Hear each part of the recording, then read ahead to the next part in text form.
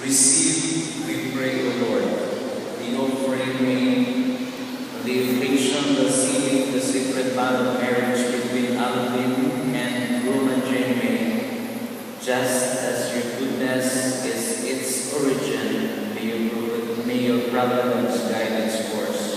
Through Christ our Lord. The Lord be with you. Lift up your hearts. Let us give thanks to the Lord our God. It is truly right and just, our duty and our salvation, always and everywhere to give you thanks, Lord, Holy Father, Almighty and Eternal God.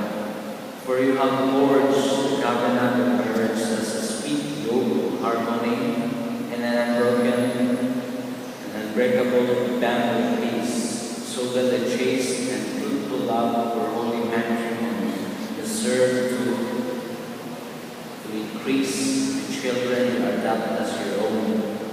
In your providence and grace, O Lord, you accomplish the wonder of this twofold design, that while the birth of children brings beauty to the world, their rebirth and baptism gives increase to the Church. Through Christ our Lord. Through him, with the angels and all the saints, to sing the hymn of your praise, as without end we acclaim.